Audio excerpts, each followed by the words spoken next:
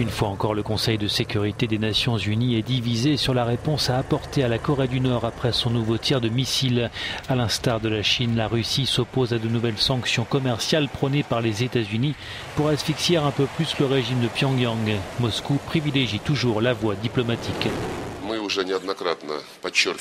Nous avons à plusieurs reprises souligné que la pression des sanctions est épuisée et que toutes ces résolutions qui ont imposé des sanctions impliquaient nécessairement de reprendre un processus politique et de reprendre les négociations.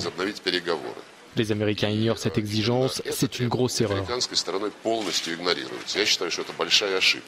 Lors d'une réunion du Conseil de sécurité convoquée en urgence à New York, l'ambassadrice américaine a une nouvelle fois envoyé un message de fermeté à Kim Jong-un.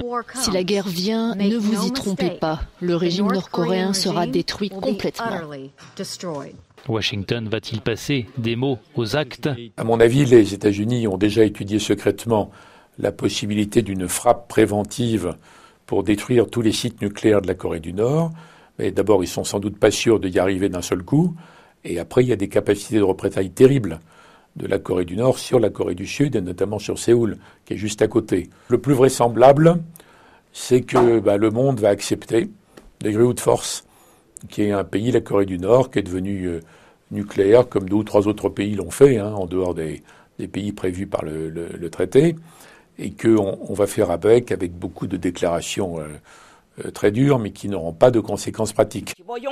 Selon Pyongyang, le dernier missile lancé ce mercredi est capable de frapper la totalité du territoire continental américain. Dans sa dernière déclaration, Donald Trump a qualifié Kim Jong-un de jeune chien dérangé. Je serais tenté de dire un de plus. La Corée du Nord a annoncé avoir testé un nouveau type de missile balistique susceptible d'atteindre les États-Unis. La Corée du Nord se vante aussi, propagande oblige, d'avoir réussi son objectif de devenir une puissance nucléaire. Marine Guillet. Un État nucléaire, voilà comment le dirigeant nord-coréen a qualifié son pays juste après le tir du missile. Une première question se pose, la Corée du Nord est-elle un État nucléaire ?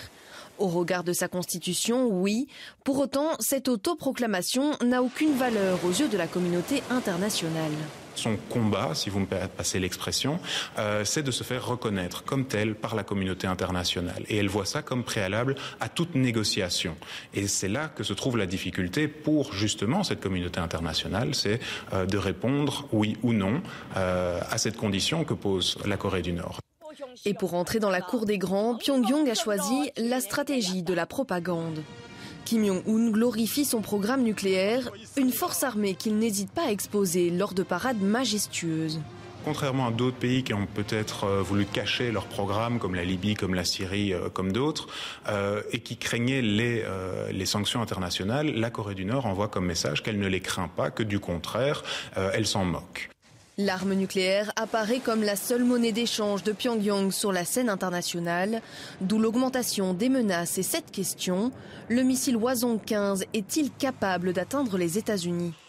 Ces informations sont impossibles à vérifier, mais de l'avis des spécialistes, ce missile est bien plus puissant que ceux tirés jusqu'à présent. C'est en tout cas ce que prétend la Corée du Nord aujourd'hui, en ayant tiré un missile qu'elle dit avoir atteint presque 4500 km d'apogée. Rendez-vous compte, c'est près de 10 fois l'altitude à laquelle orbite la Station spatiale internationale.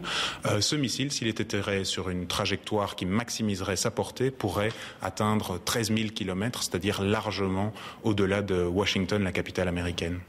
Les observateurs scrutent les réactions américaines. Une étincelle pourrait mettre le feu aux poudres.